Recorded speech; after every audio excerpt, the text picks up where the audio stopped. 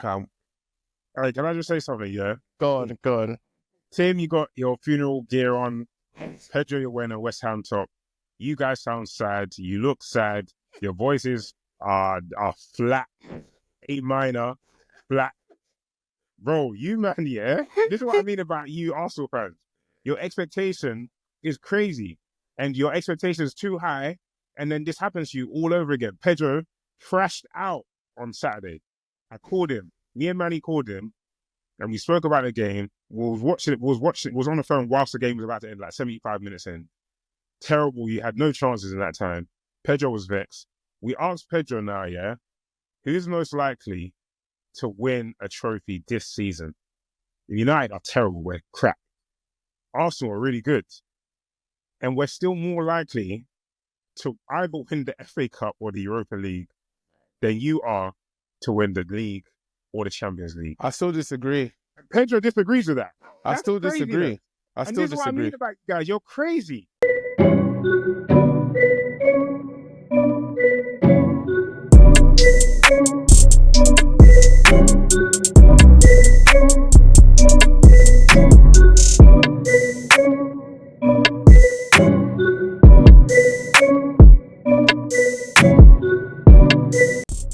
Yes, everybody. Welcome to another episode of Love of the Game, episode 22. I'm here with Gbengz. How you doing? How's everything going? Sad, man. Well, yeah, we'll get into it. We'll get into that. Also here with Pedro. How's everything going? Long time no see, actually. Long time no see. It's been a while, man.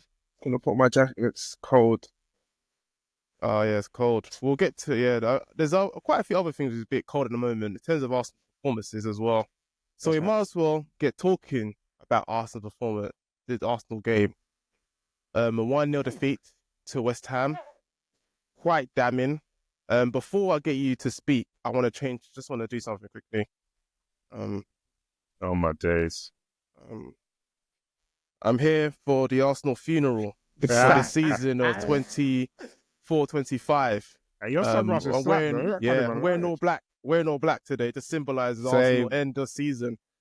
Quite damning. It went like this.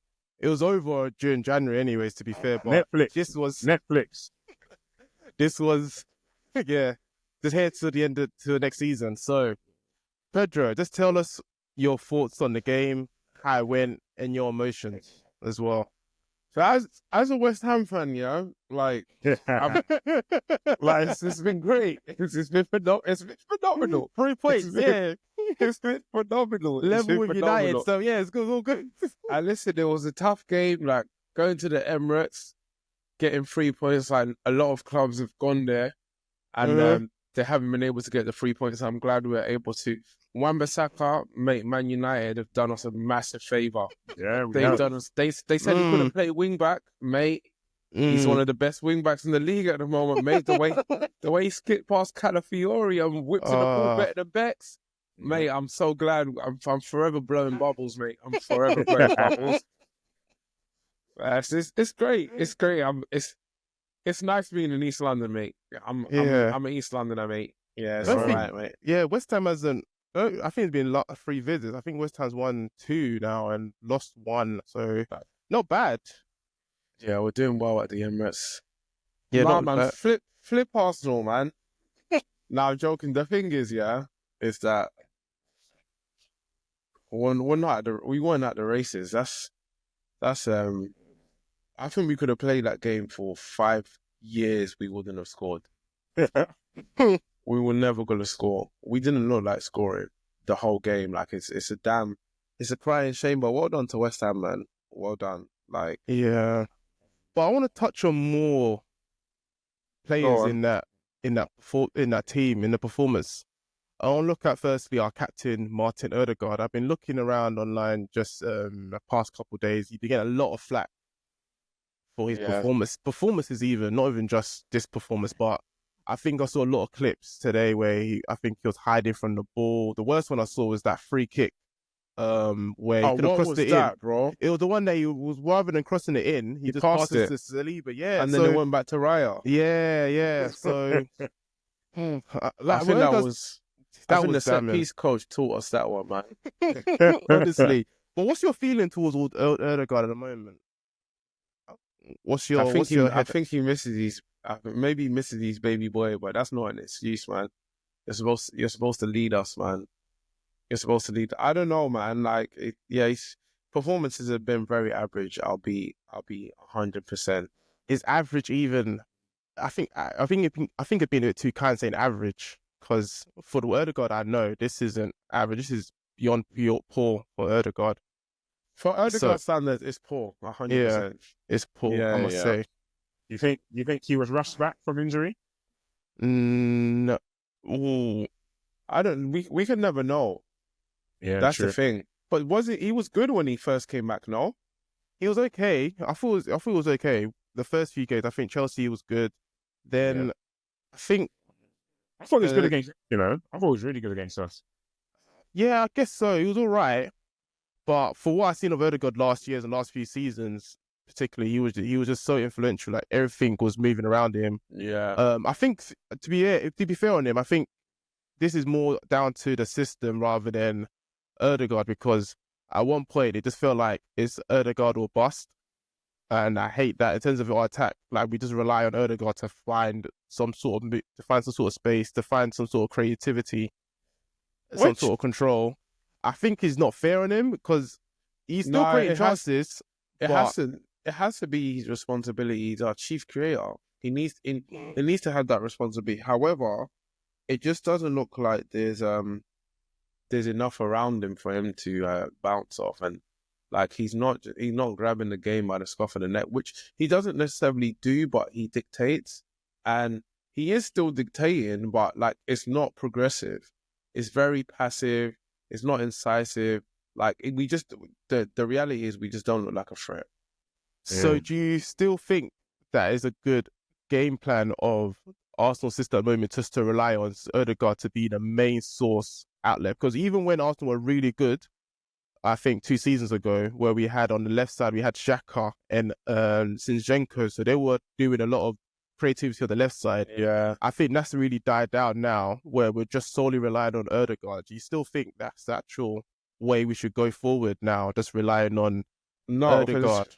It's predictable, isn't it? It's like you stifle our right-hand side, and then the game is over. So no, I don't think it's the right tactic. I feel like we need to be more dynamic on the left-hand side. We need to. I've been talking. That's how rattled I've been. I haven't even been talking to the mic the whole time. But yeah, man, I feel like we need to be more dynamic, and we need to be less predictable. And right now, like, we're so one-dimensional. It's so one-dimensional. But my thing is like, the thing is, we're never gonna know. But surely, in my mind, I'm thinking, surely we could have signed some players on loan that would have improved our squad. I think there were quite a few. I'm looking at Aston Villa. I think they've got 2 of them. Well, 1, I would say.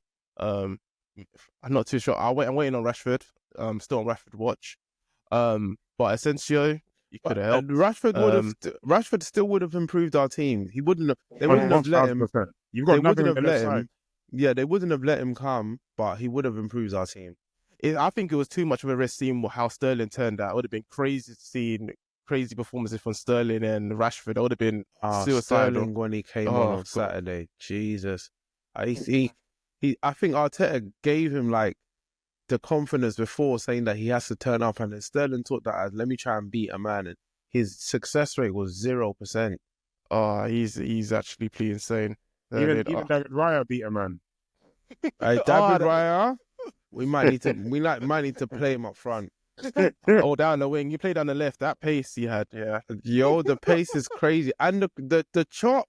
Hey, that was the moment of the game, man. I was happy for that 2 seconds. Nah, he's cold, man. How's your new striker, Marino, man? Is he sweet? Yeah, he's sick, man. Yeah, he had the top game. He didn't get any service. He's on that Hoyland form, man. He did get service for me. But it's not him, man. He couldn't take the game to the scruff of the neck like he did at Leicester or have any chances. But God, I don't know, man. It's scary, man. But I want to talk about again, actually, before we move on to United, is I think this summer, I know we always say it, but this summer is so critical. Mainly because I feel like this team, this squad, is at a crossroads right now. We've got so many things to do all at once in this one summer, and we have to do it. I think the main thing we have to do is get in a sporting director. Like, I know we've got interim one at the moment, but he's one. Do you know when you have supply teachers, you don't take them seriously? That's what I feel like that's what Arsenal have at the moment. So anything is just flying by him, and he's just doing like, whatever. He knows I'll stay there for long. I feel we need to solidify that. And we've got some contract renewals, which is important, that we need to solidify. I think Saliba, Saka, Gabriel, Martinelli. There's quite a few. Then we've got 2 aging DMs. We need to we're gonna probably get rid of Jorginho and Partey. We need to get another goalkeeper. And I didn't even mention we need to get a new attack. So you can see there's a lot of things that need to happen this season. I mean, in the summer. So give me your thoughts. What do you think we need to do in this summer, basically? And how are you feeling towards this summer? It's bank or bust, basically. Or bank and bust. Like, we need to spend. Like, that's it. We need to get another striker. We clearly need another winger. We clearly need a number 8. We clearly need a number 6 or 4, whichever one you want to go by. Like, that's a lot of players. Are we going to get all those players? 100% we're not. 100% we're not. But what I think at this time, if they do not sign a striker in the summer, all hell is going to break loose. So I think they know that at this point, that like all hell is going to break loose. So I'm pretty confident that they're going to sign a striker. To get a winger as well, I don't know. A number 8, I don't know. But yeah, we've got a few signings that we need to make. We need better depth. I'm not gonna lie to you. Yeah. But the thing is, it's like if we didn't have all these injuries, it will be different. But we do. So, and it's all at the same time as well, and it's all lengthy injuries as well, which makes it very difficult. But I am pray. All I can do is hope and pray, man. But yeah, we need a strike. I still disagree. You're crazy, bro. I think you're crazy. There's no way you can see it differently to that. There is. Logically, with logic. With logic. I don't see how. I think, unfortunately, I think fans are always going to believe in their team. But I feel like United fans specifically, they're kind of like Liverpool fans in this. They think they still got Fergie. And United have never been this bad before. And to still say that you're more likely to... you guys, I think it's... For you guys to win a trophy this season with how bad you are, 0.01%. Yes. You don't win games. Okay. We don't win league games, that you're right. We beat you in the FA Cup. We're now in the 5th round with Aston Villa, Man City and Nottingham Forest left in. I think we have a chance to go to the final. I think we have a better chance to go to the final in the FA Cup than you have to go in the final of the Champions League, for sure. And probably and definitely a better chance, in my opinion, to go to the final than you are to win the league. Now with winning the league. Actually, do you know what? Let me retract. With our injuries, maybe so. Actually, yes. Okay. So I like this. With our injuries, maybe so. I like when people crash out. They sleep. They eat. They think about things. If we get our players back, which we're not. Actually, no, you guys are shit, bro. You guys don't win games. You guys don't win games, man. Yeah, we don't. Yeah, we are. You rubbish. don't win games. Sorry. You don't. We're rubbish. You guys are terrible, bro. Do you remember what happened before the FA Cup last year when we beat Man City? Even there was a mad run. Remember, but we lost to Crystal Palace. Lost bare games. It was relegation form. We barely got through versus Coventry City in the semis. Everyone was writing us off for that final.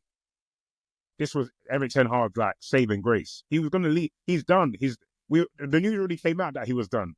And he's playing that final. And that won him his job. We're not in the same position, but we've been here before. Yeah, That's but what you're I'm saying. worse.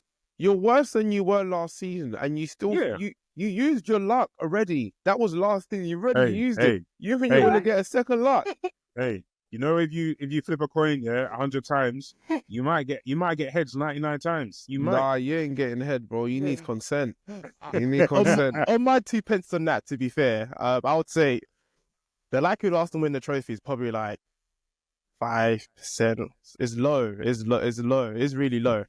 But I guess maybe there's obviously it's crazy to say United are more likely to win a trophy this season than Arsenal. But I think things you're almost dumbing down what you were saying at the beginning of the season. You want to see performances in the league and see how United are progressing.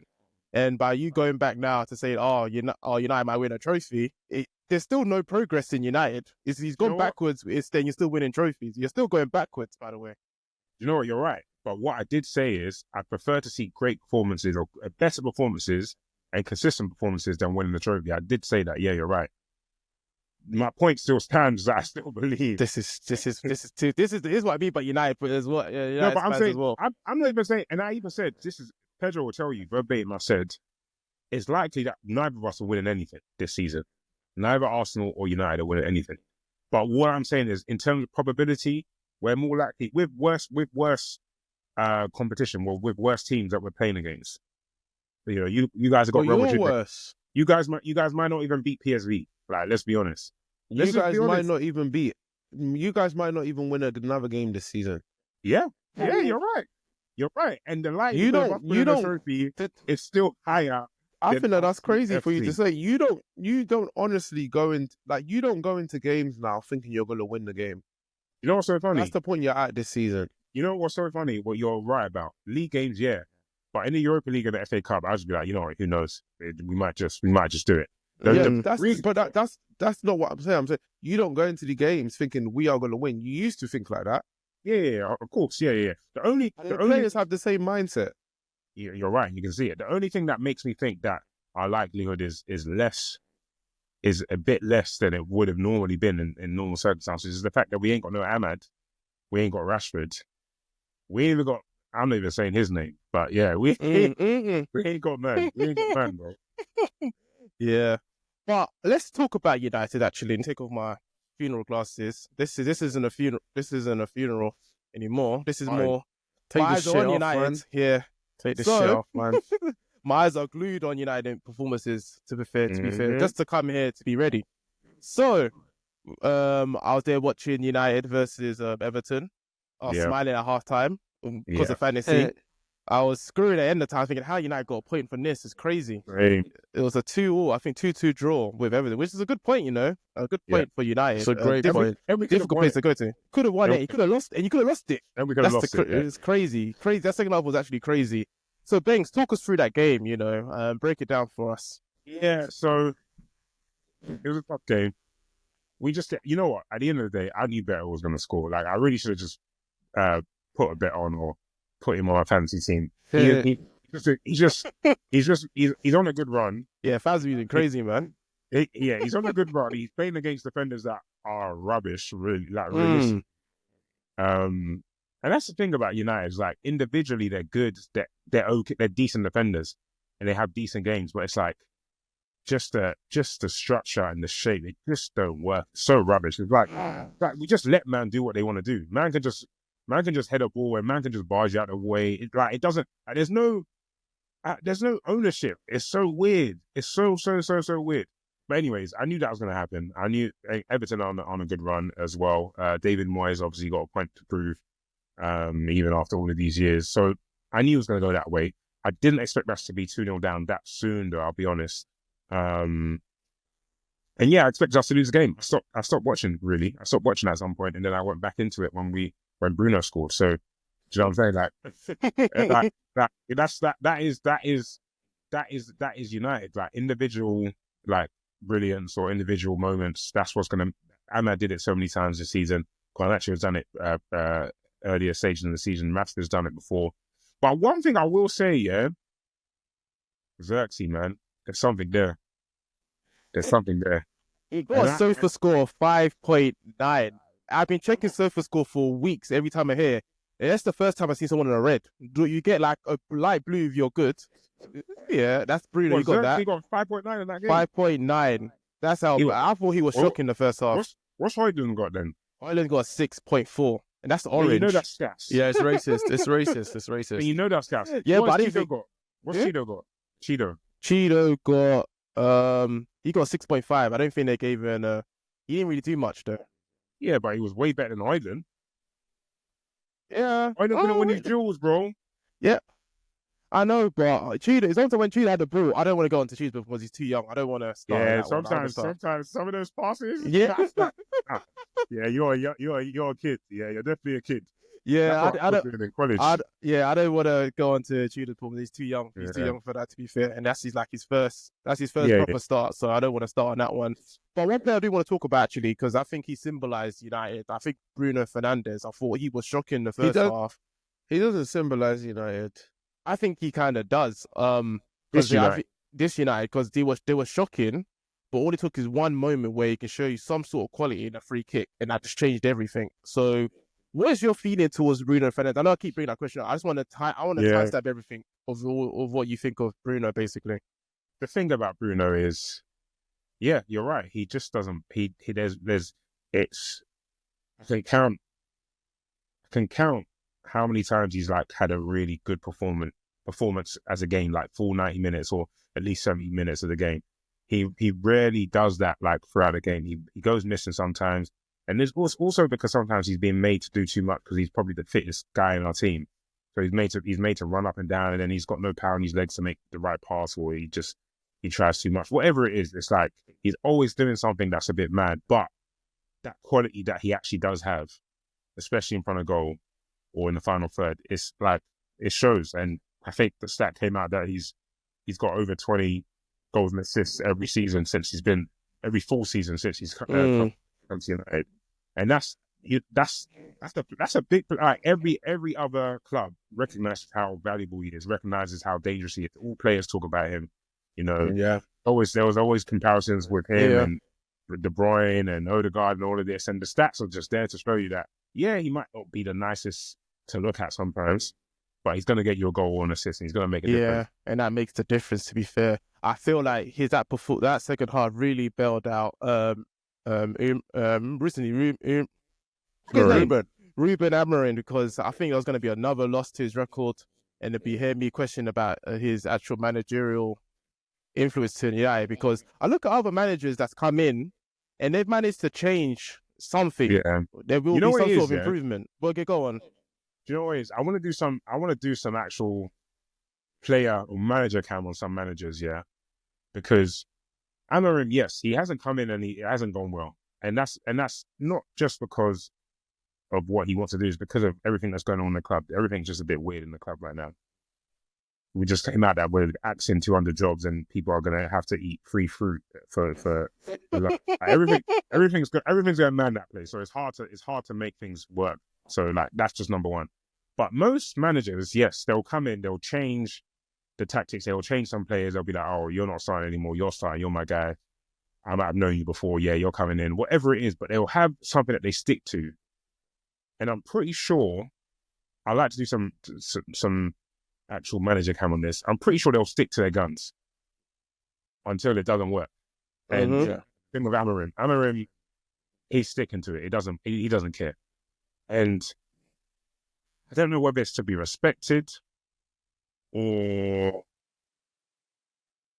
he's been given the leash where they've actually said to him, it don't matter what you do this season, just do what you say you want to do, and just do, because he would have sat down for an interview and said, this is my philosophy, this is how I play. You ain't got wing backs, you ain't got this, you ain't got that, you ain't got great number 10s, but I'm gonna have to play this way for this season. So they must have known all of this information up front.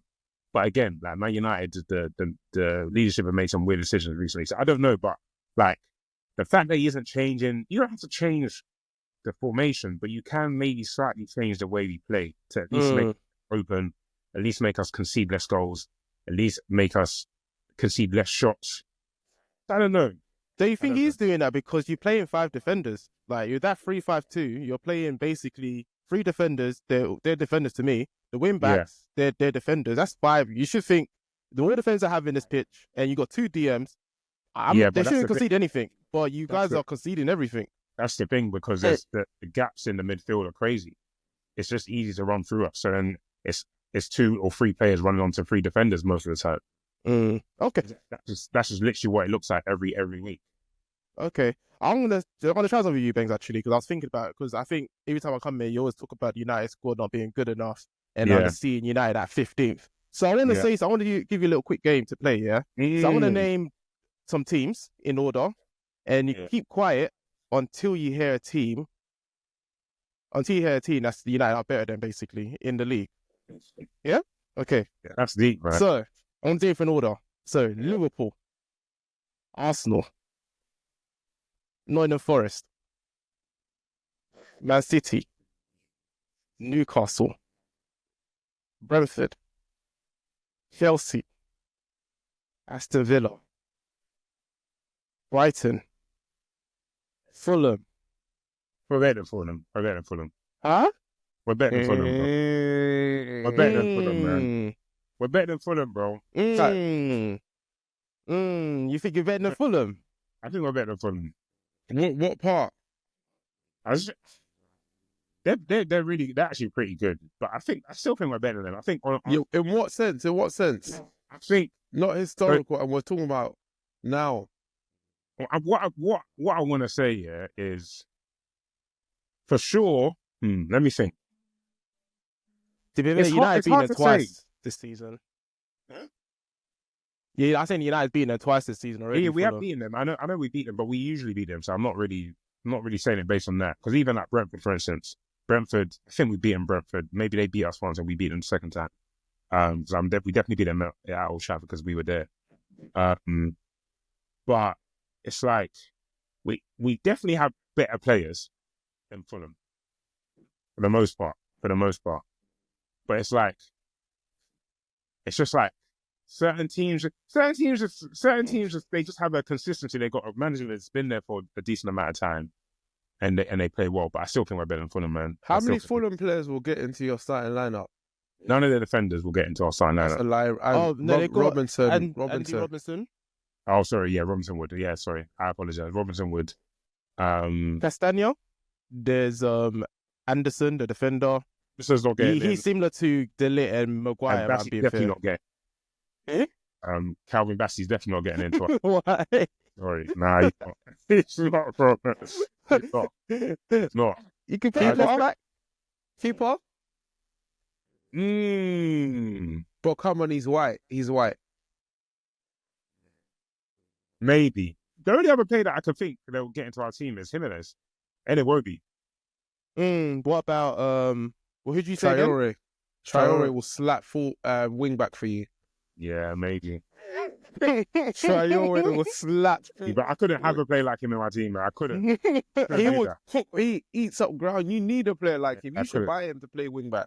No, I couldn't do that. But no, Fulham are better than us, and you guys know that. Like, now look at the squad. Okay, fair enough. I think the only real difference, I think, with Fulham United, I guess Bruno is that main real quality that they have with assurance. I'm guessing.